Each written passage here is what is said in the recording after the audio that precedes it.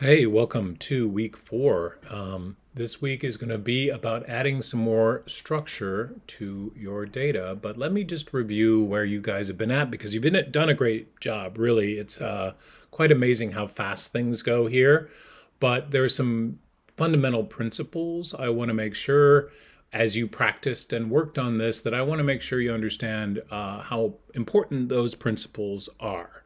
So we started with finding some data. Now, in real life, if you're asked to do any sort of information architecture, there's a couple opportunities or maybe different paths you can take. The one I'm choosing is to talk about big data.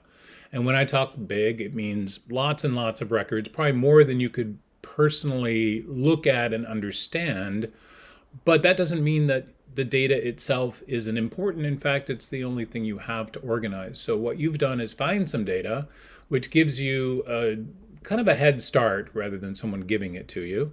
It's a subject that you feel comfortable with, meaning you can change it and move it around, etc.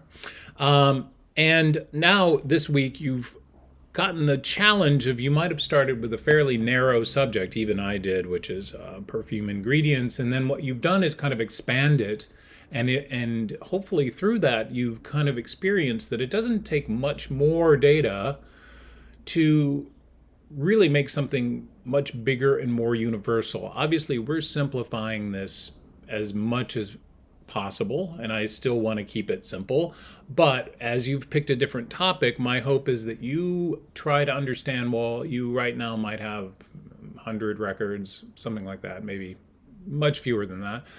How could you make it contain millions, millions and millions of records? And that means the topic gets expanded. And that is where you're ending this week with a data set that could contain millions. Now, if you haven't quite gotten there, I might offer you some suggestions on how to get there. But hopefully, conceptually, it makes sense. So with millions of records, how do you organize it?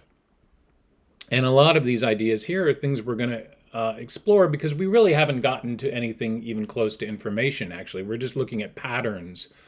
If every record in your database is unique, well, that's tough because how would you organize it? There's nothing to organize. They're all unique records. But you'll start to see patterns. Maybe it's a date, maybe it's a obviously, things like titles, you don't want repetition of the main content because that would just be considered a duplicate, and duplicates aren't any fun. But if you have different attributes, let's say you're doing restaurants, you could have two restaurants named the same, Joe's Kitchen. How would you tell them apart? And you're looking for other kinds of data to help you manage that problem. So you've thought about it, you've given it some work, and that is fantastic. Now let's just move on to, how do you create information? So we've done pattern, which is, hey, do these things relate to each other? Do I understand them? You've thought about that a lot. Now we're going to move on to adding some structure to make it into information. And so if we go to week 4, the first thing we're going to do to turn things into information is actually not visual. It's going to be HTML. So get ready for another challenge this week as you learn HTML. So I would suggest, as usual, to not only go to Mural. This is where you can practice and get feedback, and everybody's going to have an interesting time here, right? It's something maybe you aren't familiar with. We are not using HTML to be visualized in a browser. I'll just say that twice.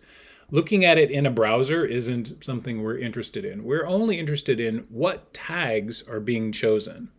What do these tags mean? And if you're adding meaning through HTML tags, awesome. That's what the goal of this exercise is. It's going to be another couple weeks as we begin to work on it. Where does your data come into play? Well, I'd say that you're going to be using about 5 or 6 of these records. Not all of them, but you want 5 or 6 of them to be useful and serve as examples. So you don't need a million, you just need 6 or 7. So if you've added a bunch of fields to your table, good, give 6 or 7 examples of the kinds of data that would go in it.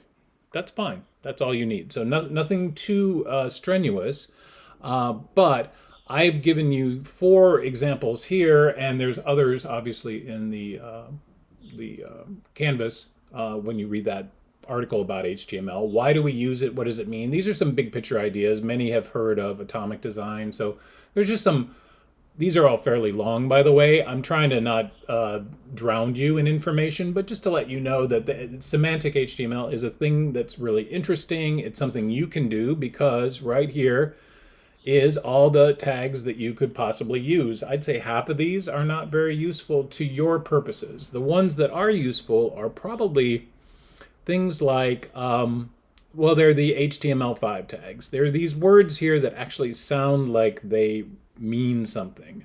Article, aside, audio. These things, if you have them in your database, you're going to use these tags to mark up that field with a tag that goes along with what that data means. So that's really the goal here. You don't have to worry about how these render in a browser.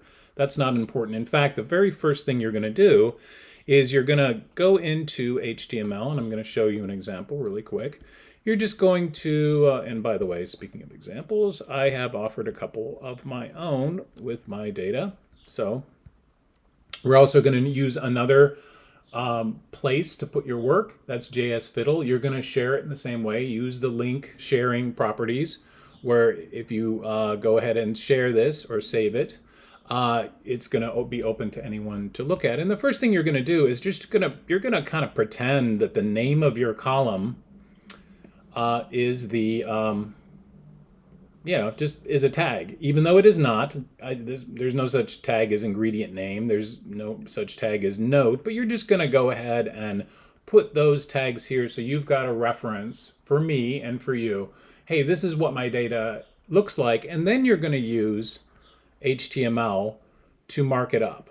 And this example may or may not make sense. You're welcome to come up with one, share it, get feedback, etc. As we go through this, you're trying to find the most meaningful tag for the kind of data that you have.